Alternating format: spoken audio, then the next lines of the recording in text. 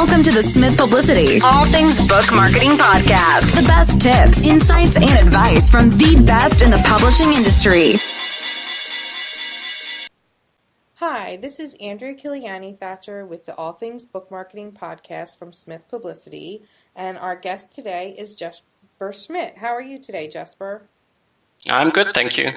And Jesper is a fantasy author and a fantasy booktuber, and the author of the book Twitter for Authors. So we'll be talking a little bit about his projects and a little bit about how authors can do a better job with Twitter. Do you want to tell us a little bit about your background as an author? Yeah, sure. So as you said, I write fantasy. I began writing in 2015, so I guess from that perspective you could say that I'm still fairly new in the author journey in that sense, and I'm based in Denmark, almost on the other side of the world compared to you. I started using Twitter in 2012, so quite a while back, and I must say I had absolutely no benefit of it. It was almost over time, like I guess a lot of people feel that, or a lot of authors feel the same about Twitter. So I kind of sat down and tried to figure out how to make the most of it. You know, in my day job, I have worked for many years in terms of figuring out how to optimize things and get the most out of things. And I really wanted the same thing for Twitter because I had this feeling that it must be possible to get something valuable out of it. So I worked really hard to try. I tried a lot of different things, but I think here over the last 8 months or so, I've kind of cracked the code, and then I sat down to document everything I do, and that's the result is that book that you mentioned. So Twitter for Authors is coming out here 1st of November. So maybe that's already out, depending on when this episode airs. But it probably will be just out. Yes. yeah, exactly. But basically, I have documented everything I do in that book step by step, so it's easy to follow. That's exciting. So it kind of sounds like, were you not a big fan of Twitter, or what kept you going if you weren't sure at first about the network?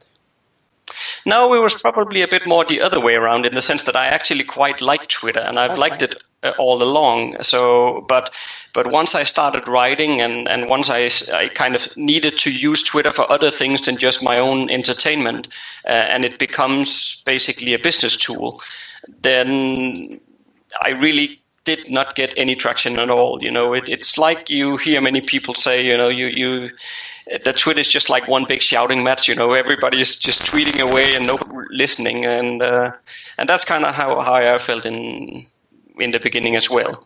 It can be true. Yeah, it's hard to break through all the noise. Yeah, exactly. And because I like Twitter, then I kind of had I must be able to find, there must be a way to use it in one way or another. And you have an impressive following, so you definitely are doing things right. Yeah. I've gotten up to close to 40, I think 38 something I'm at now, and I get about, in Twitter Analytics I can see I'm getting about 500,000 impressions per month, but more interesting to me is that my links are clicked 600 times, and out of those link clicks I add about 300 new subscribers to my email list a month, which is where the true value really lies. Yeah, and I also noticed it was very clever. When you click on your link to YouTube, it automatically subscribes you. Yes, that's right. That's a great little trick. I might be copying that one. Yes, please do. So how do you think that Twitter compares to other social media networks for author networking and reader engagement? Yeah, well, so Twitter is different in the sense that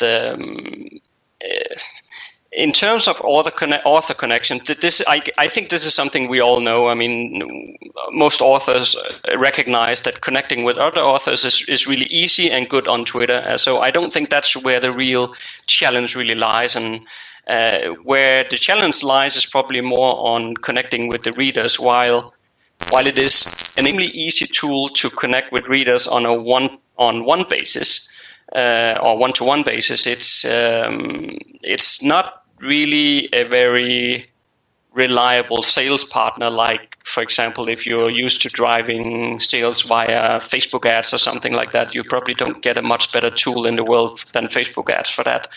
Whereas Twitter is much more difficult. So in that sense, it is very different, and it's a different way of operating it, and it's a different behavior that you need to apply yourself when operating on Twitter. Yeah, definitely. And you mentioned too that one of the benefits to you is increasing your newsletter subscribers. I think one of the main points that we try and give authors is that you need to have a specific goal other than, I just want to get people to read my books. You need to have a call to action that people can follow, or something specific that you want to achieve, like newsletter subscribers or clicks to Amazon or what have you, to really tailor your strategies for what you want to accomplish. Yeah, fully agree with that. I mean, at the end of the day, it is so that people buy from those that they trust. They don't buy from random strangers because somebody tweets something about buy my book. That's not how people work. So they will buy from people they like, and they will buy from people that they trust. So if you set out in using Twitter in the sense that you are trying to build a relationship with people, you're not trying to sell to people.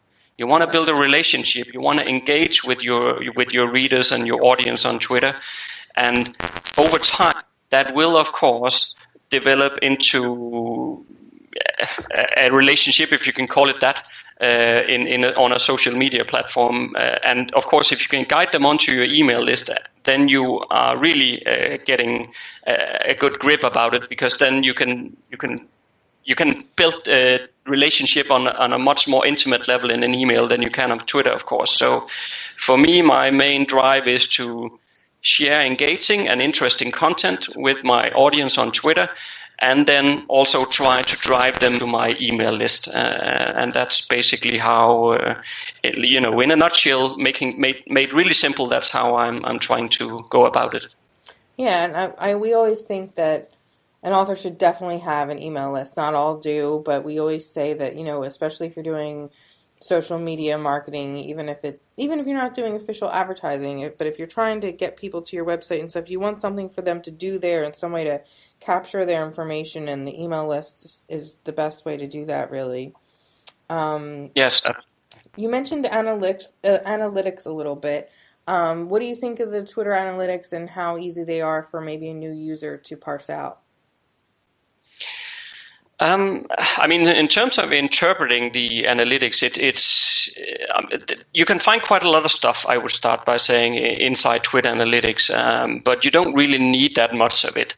In the book, I've tried to cook it down into saying a few metrics that you should keep an eye on, and then it is a matter of trying to create a baseline for yourself. So if you start, for example, you would have a look at how many impressions am I getting, how many retweets am I getting, how many link clicks am I getting on a monthly basis, and then how many of my audience are interested in books.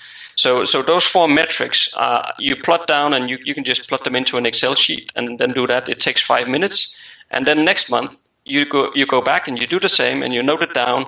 And then a couple of months later, you'll start to see trends. So hopefully you should see that your baseline is getting better and better.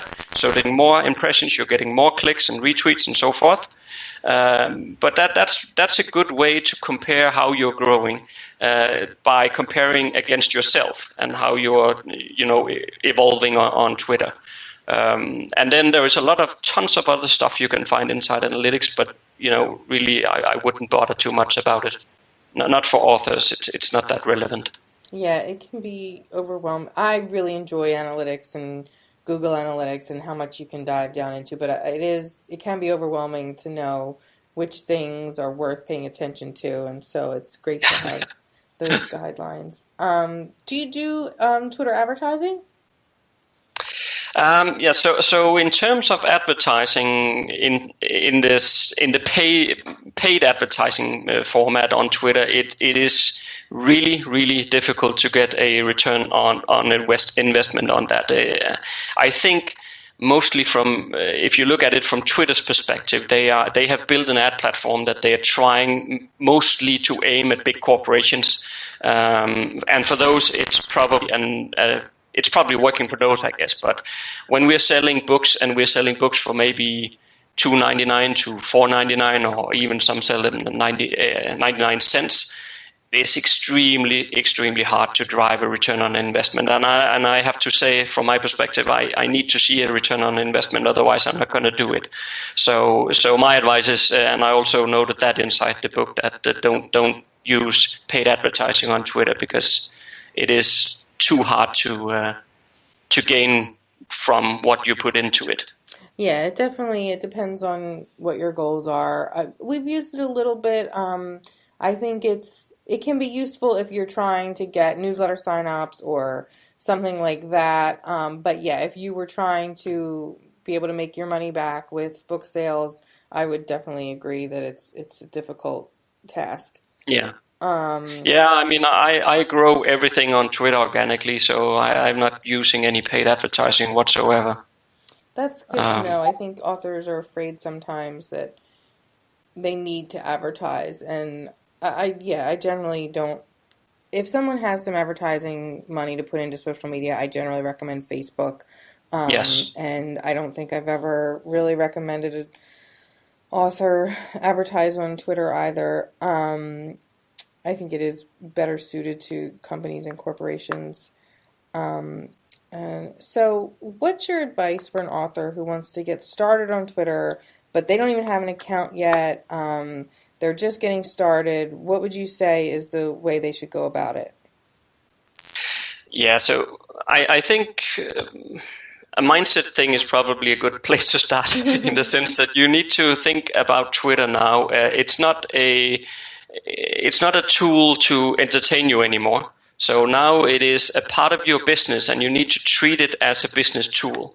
And that also means that your presence on Twitter is like your online business card for your authorship. So you have to put some thinking into the banner images that you put on your Twitter profile, the picture you put. I always put a picture of yourself in the little egg icon. But the banner image needs to align with what you're writing.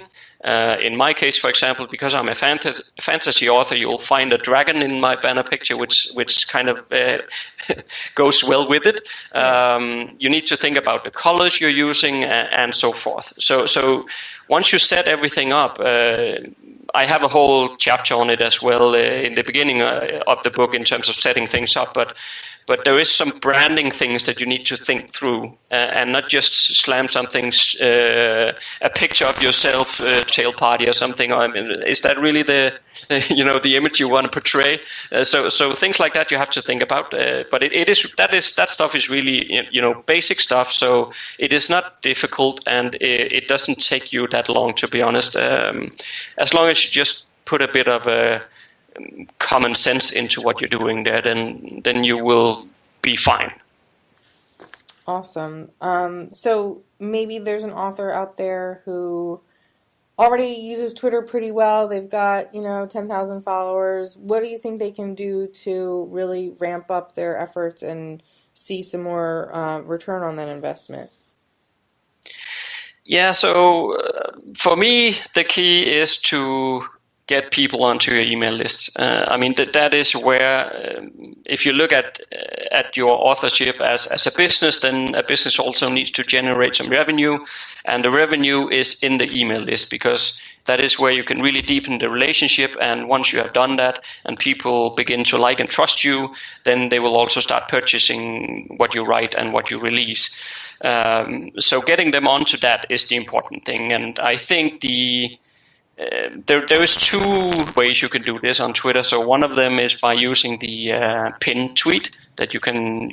I think most of us will know that. At least if you have 10,000 followers, you'll know how to make a pin tweet. I do describe that in the book. Actually, in the book, I've also recorded tutorial videos. So each chapter where you need to do something actually has a link to a tutorial video that you can go and watch. So rather than just reading what to do, I'm actually showing it all in screen shares as well. So it's easy. to go about. But that pin tweet is one way of doing it, and then in tweet that should not be something like what could be a good example, but a joke or something that you just thought was funny, and then you put that as a pin tweet or something. It needs to have something that links to your email list in the sense that somebody can get something, an incentive to download. In my case, I'm using like a behind-the-scenes PDF document, a couple of pages long,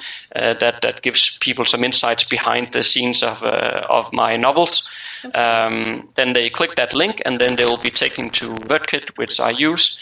It could be MailChimp or MailerLite or whoever you use for that sort of thing. And then they leave their email address, and then they get the download. So that's basically the exchange. You're going to get something, but in return, you're going to give me your email address.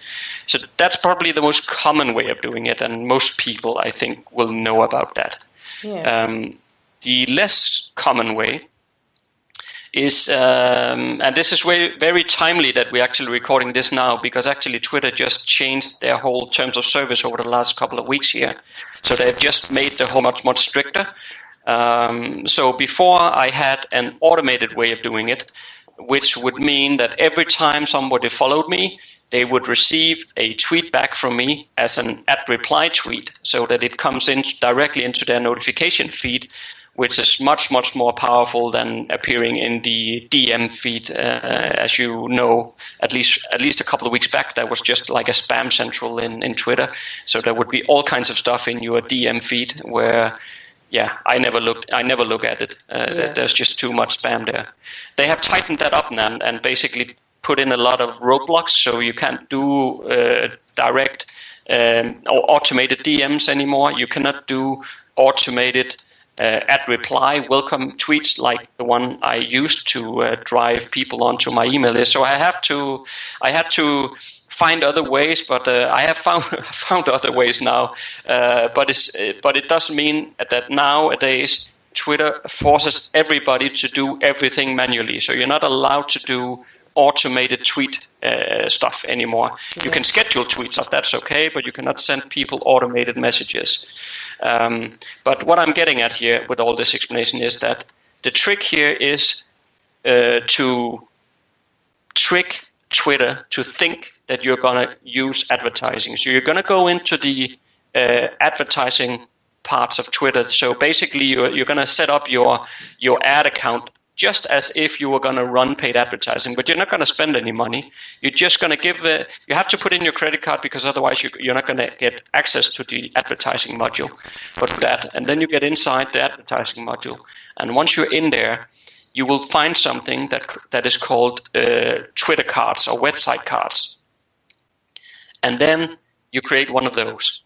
And again, in the video, I have video instructions and everything that shows exactly what to do. But a Twitter website card is basically like, at the end of it, you'll upload an image, you'll put some text on it and stuff like that. So in my case, for example, it's going to be an image of my book, and it'll say get it for free or something like that. You can do whatever you want. You upload that, and once you click create the Twitter card inside this ads module, it'll give you a website link, so a URL.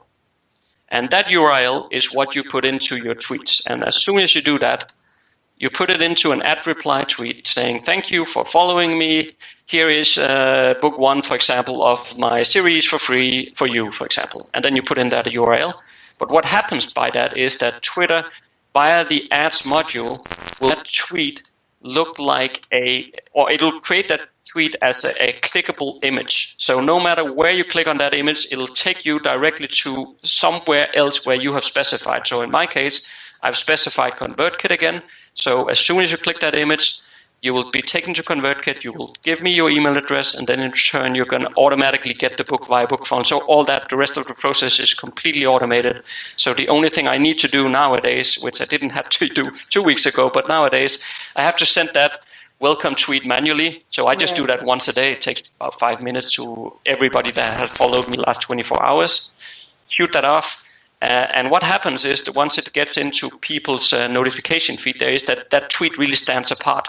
because it comes in with this clickable image and everything. So it is something that is highly likely to be clicked, at least if people are interested in the book, of course. But given that you follow the right kind of people, right, and those people will follow you back, then they are pretty likely to want to read the book. As long as you make sure that you follow people who are interested in my case, in fantasy, for example, or if you're a romance author, you follow people who are in reading romance and so forth. Does that make sense? Yeah, I mean, totally. audio is probably not the best medium to explain how to do technical stuff.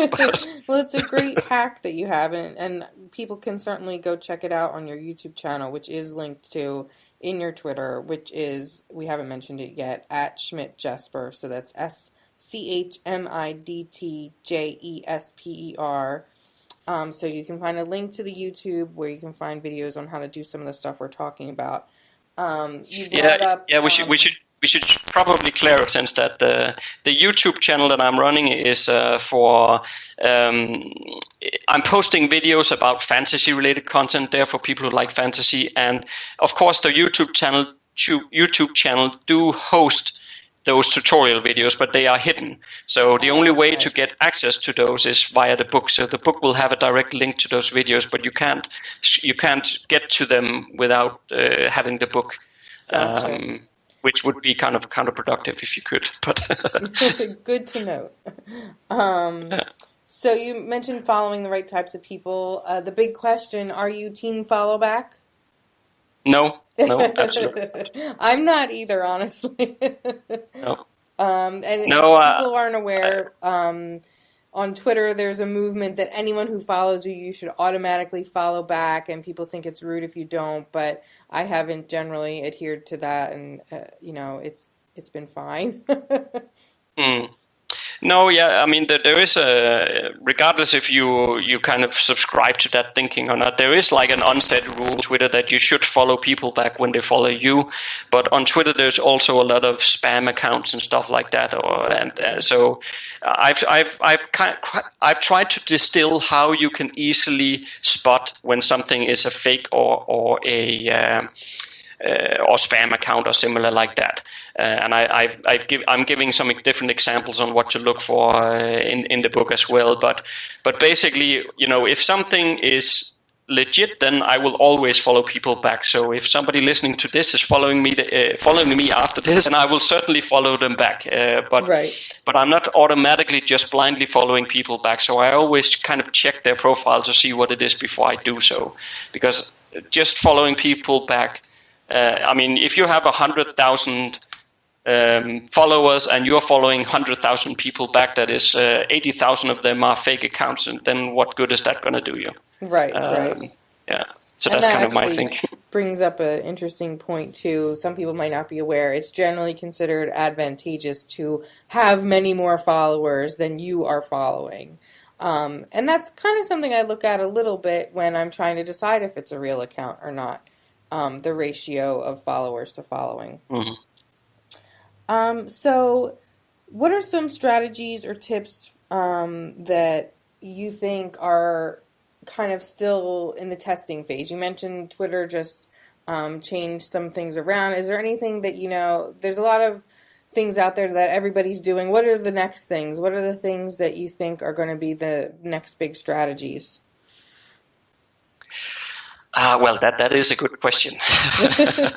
I would not be surprised. I mean, of course, this is a bit like in the future, so I'm guessing a bit here, and I don't know if it'll come to reality or not. But on Facebook, for example, people have started to use bots to help in terms of engaging with people. And of course, as I just said, Twitter has kind of crammed down really hard on automated stuff here over the last couple of weeks with their new terms of service. But I would not be surprised if they ease up a bit in the future, and that you will see some kind of bot-related items which Twitter will accept come to life on Twitter as well. I would not be surprised. I mean, Twitter is having 1 billion unique visits a month on their platform with over 300 million active users. So, of course, they're not interested in making life difficult for all of these users. And at the end of the day, businesses are what brings them revenue, not the. It's not your average Joe just using Twitter to get entertained. They're not bringing Twitter any revenue. So I'm pretty sure that they will not keep such a strict terms of service regime that is going to be a pain in the something for businesses to operate. So I would not be surprised if we see some easing up around automation in the future, but I guess that remains to be seen. Time will tell. Yeah. Was there anything else interesting or of note for authors in the changed terms of service? No, I think for authors, from an author perspective, the main important thing is that they have done away with all your automated ways of tweeting people, of following people, and so forth. So as I said, everything has to be done manually. So that's just it's part of the game now. So there's no reason to complain about it. We just have to live with it. That is what it is. Yeah. What do you think of, I generally try and tell authors the 80-20 rule. You want to have 80% interesting content and 20% selling your book. Do you think that that's a good ratio, or what do you go by? Yeah, that's a pretty good ratio. I mean, what I do is that I use Social Oomph, which is like a third-party application which you can set up different queues inside Social Oomph, and then you can determine a different ratio on how often and when that queue should post. So I have 5 different queues, I think it is, inside Social Oomph, and one of them is, for example, content queue. So this is where I will fill that one up with every time. In my case, it could be a blog post, but in my case, it's a video. So every week when I release a new video, I'll put a link and a description to that video into the content queue, and that goes out on a fairly frequent basis, but there is quite a lot in there now, and Social Oomph will automatically kind of go through them and cycle them through. So we're going to see the same thing over and over again, but until it gets to the end of the queue, then it will start again, of course. But I have that going out, and then I have another queue where I do the more kind of promotional stuff. So that would be like trying to sell a book, for example. So if you look at a 24-hour cycle on my Twitter account, I will have 20 tweets coming out from Social Oomph automatically, and 18 of those will be content related, engaging content that should be interesting for a fantasy audience. One of them will be a sales, in quotation marks, air quotes making here, sales tweet. Not as a buy my book tweet, because I think those are utterly useless, but more like it could be like a quote from a review or something like that, and then a link to the book, for example. That will only go out like once every 24 hours. And then on top of those, I have 2 manual tweets that I send out a day to make it very, let's say, time sensitive. So that could be me commenting on somebody else tweeting something interesting or whatever. But it is to show that I'm active on Twitter. So it's not just an account where it keeps tweeting automated stuff and I'm never on there myself. So because I think that is really important, that your audience can see that you're actually engaging with people and not just sending, see this blog post and buy this book and so forth all the time. Absolutely. I always say that I think Twitter has one of the most savvy audiences, and they really sniff out anything inauthentic and really do punish the user for it. So if someone really doesn't like Twitter, I don't force it. If they're just not a social media person, but they feel obligated to be on Twitter, I feel like that's going to come through, and it's not going to feel like authentic engagement. Of course, maybe they'll get on it and change their mind and enjoy it. But I generally don't try and force anybody to be on social media because, it's not going to be the most effective use of your time if it feels like a chore. So that's, kind of where I stand on that. People definitely can tell.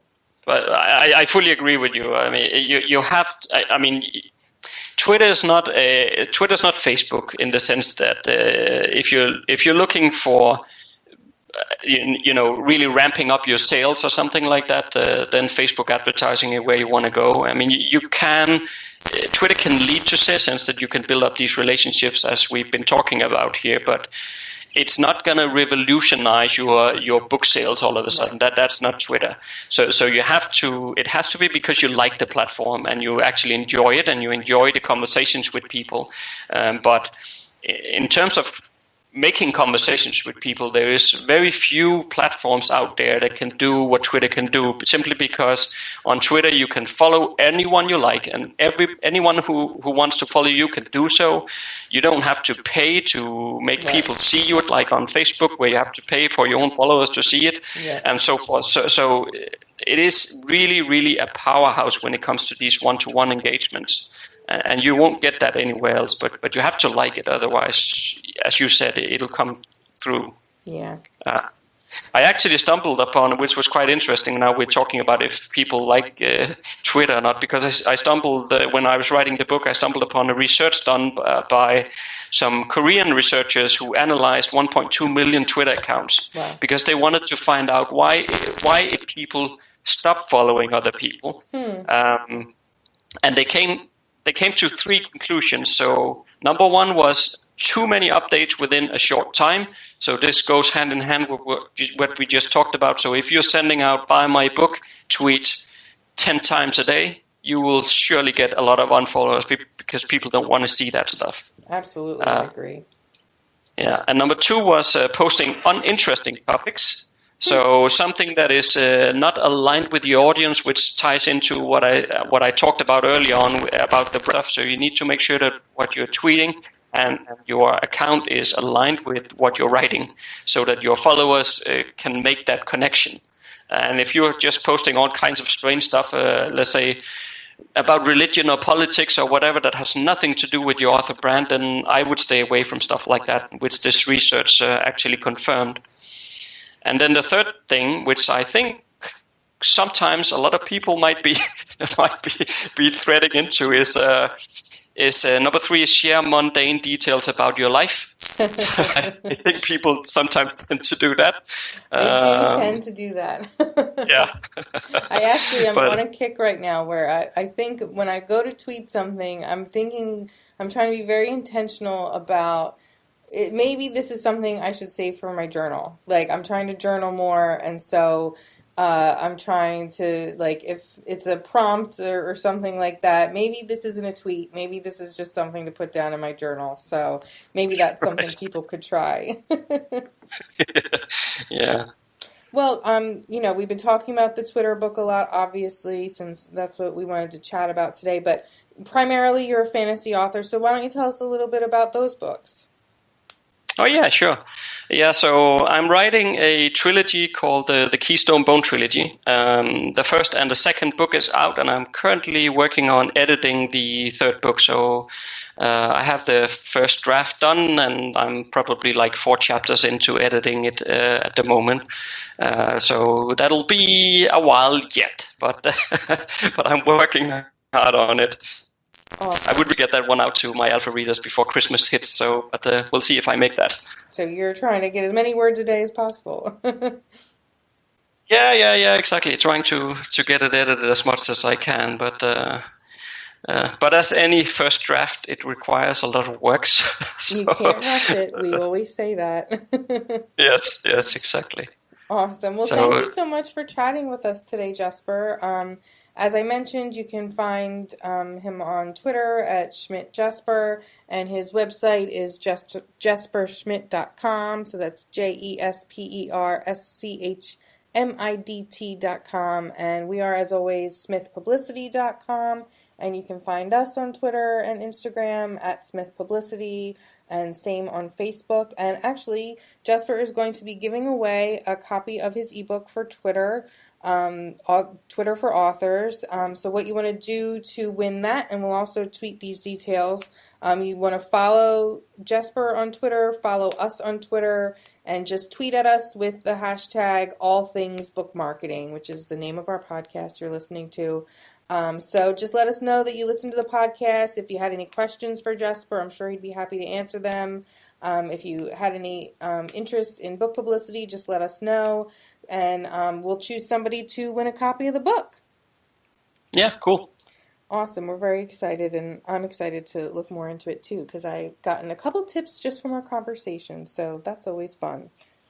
Good. Thank you. Thanks so much for being with us today, Jesper. Thanks a lot. Thank you for listening to this edition of the Smith Publicity All Things Book Marketing Podcast. To reach us and learn about our many book marketing services, visit www.smithpublicity.com or send us an email to info@smithpublicity.com.